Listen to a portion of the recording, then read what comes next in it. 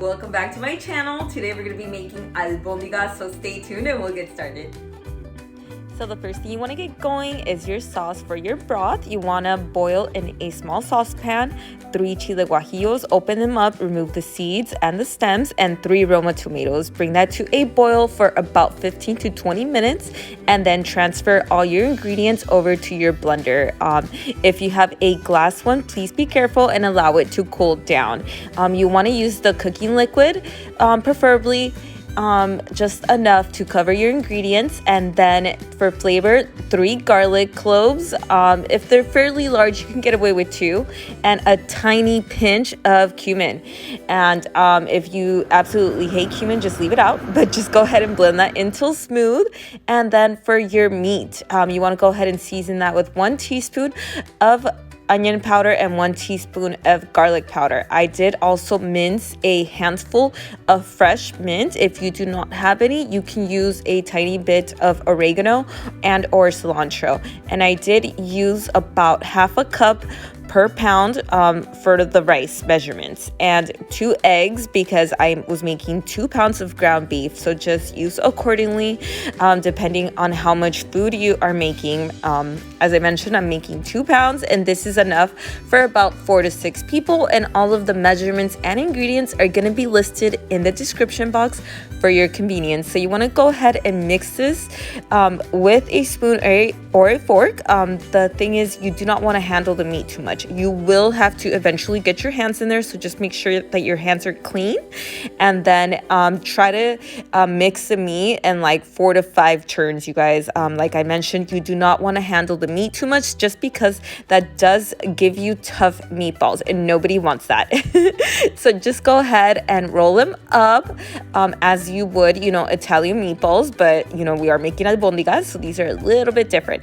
But just go ahead and roll them up, and you can make them any size that you want, but you definitely want to make them more on the smaller side. I would say a little bit under a golf ball size. And just go ahead and keep rolling until all your mixture is gone, and just be gentle, you guys. You don't want to, like I said, you want to handle these like as little as possible, but you do also want to make sure that there's no big cracks, because you also do not want these to start falling apart, because then it makes your broth all mushy, and we do not want that. We like a clean, nice, clear broth.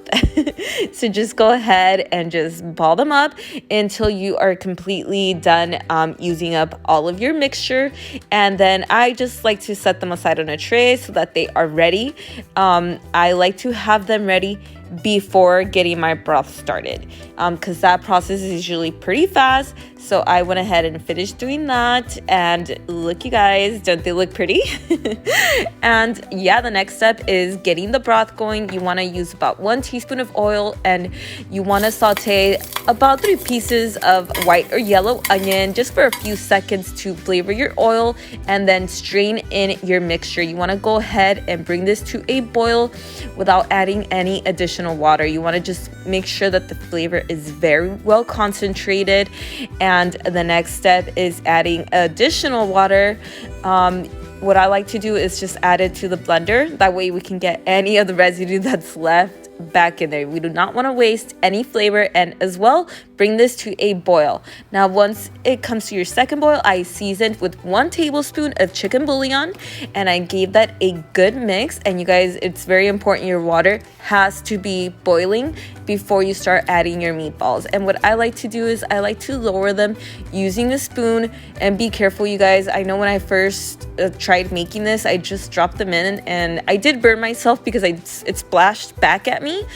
So I just want to caution you guys to please be careful and use this method of just lowering them, into the jacuzzi, the albondiga hot tub.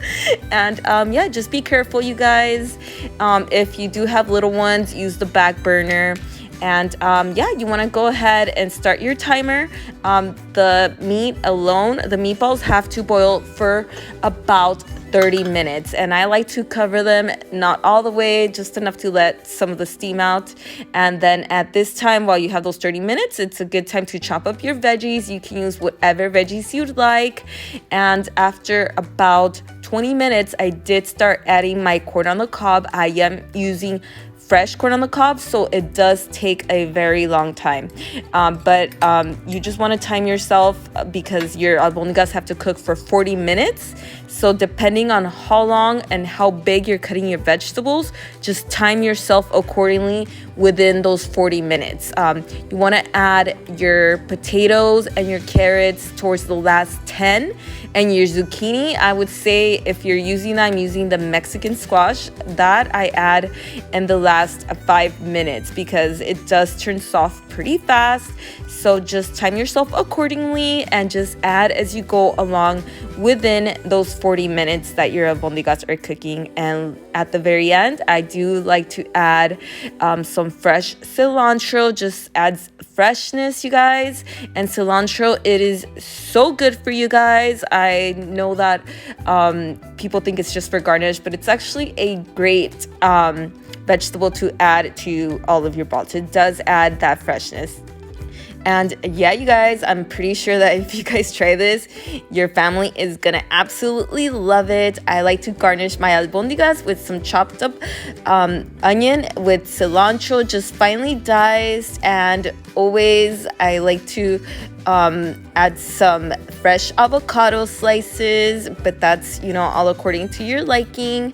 And you can also add hot sauce and of course a fresh squeeze of lemon. So we are at the end, and I just wanted to remind you guys to please subscribe, like, and comment, and I will see you guys next time. Bye!